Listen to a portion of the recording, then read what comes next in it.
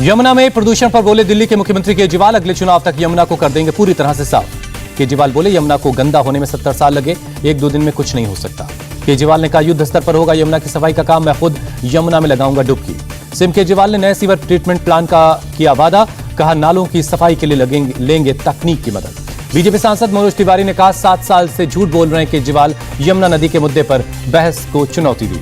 अपनी कैबिनेट के साथ करतारपुर साहिब कॉरिडोर पहुंचे पंजाब के मुख्यमंत्री चन्नी, दरबार साहिब में अरदास की। डेरा बाबा नानक साहिब में करतारपुर पहुंची पंजाब कैबिनेट, 14 लोगों के जत्थे में जाने का हुआ है फैसला।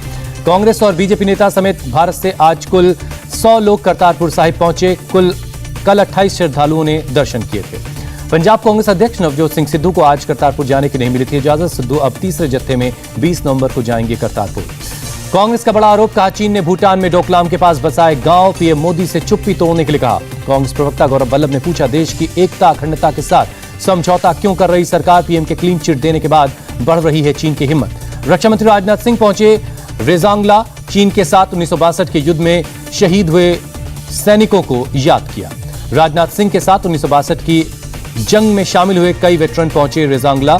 व्हीलचेयर पर बैठे रिटायर्ड ब्रिगेडियर को खुद मेमोरियल तक ले गए राजनाथ सिंह। पीएम मोदी का यूपी का लगातार 3 दिन का दौरा, 20-21 नवंबर को लखनऊ के पुलिस मुख्यालय में डीजीपी और आईजीपी कॉन्फ्रेंस को करेंगे संबोधित। पीएम के कार्यक्रम से पहले पुलिस मुख्यालय सिग्नेचर बिल्डिंग पहुंचे सीएम योगी, कार्यक्रम स्थल पर तैयारियों का जायजा लिया। श्रीनगर के हैदरपुरा एनकाउंटर की होगी मजिस्ट्रियल जांच, 2 सिविलियन की मौत पर हुआ जोरदार प्रोटेस्ट। हैदरपुरा एनकाउंटर में 2 आतंकियों के साथ 2 सिविलियन की हुई थी मौत। एडीएम स्तर के अधिकारी को सौंपी गई जांच रिपोर्ट के बाद दोषियों के खिलाफ होगी कड़ी कार्रवाई।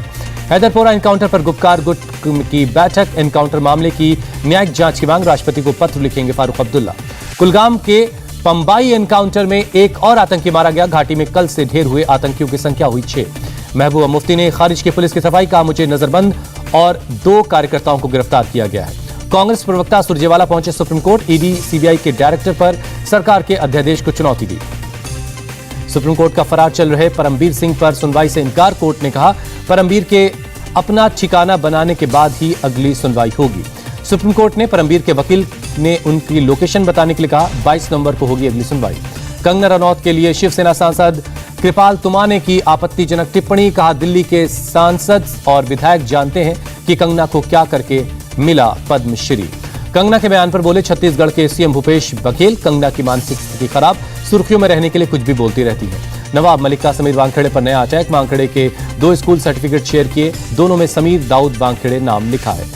वडाला और दादर के स्कूल के सर्टिफिकेट हैं ये, सर्टिफिकेट में समीर के पिता का नाम के साथ लिखा है दाऊद। नवाब मलिक ने हाईकोर्ट में एफिडेविट के जरिए सौंपे सर्टिफिकेट। नवाब मलिक का आरोप, समीर वानखेड़े ने अपनी पूर्व पत्नी के कजिन के घर ड्रग्स रखवाकर उसे फंसाने की कोशिश की।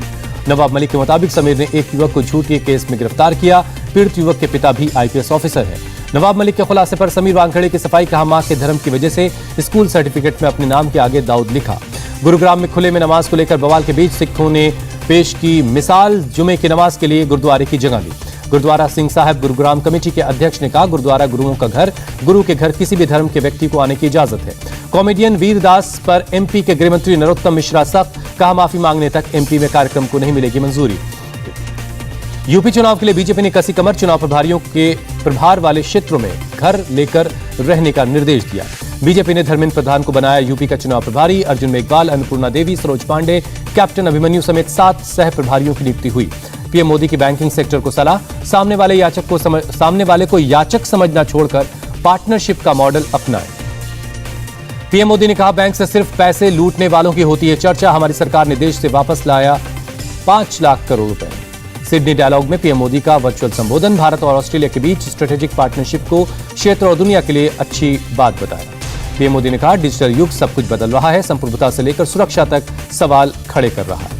पीएम बोले डिजिटल युग से अवसरों का नया युग शुरू हुआ, लेकिन समुद्र से लेकर अंतरिक्ष तक हम नए खतरे और संघर्ष का सामना भी कर रहे हैं। क्रिप्टो करेंसी पर बोले पीएम, सभी लोकतांत्रिक देश तय करें, ये गलत हाथ में न जाए। अब गांव को भी मिलेगी 4G की स्पीड। पीएम मोदी ने रिमोट इलाकों में टेलीकॉम सर्विसेज के लिए 6,466 करोड़ रुपए का पैकेज को मंजूरी दी।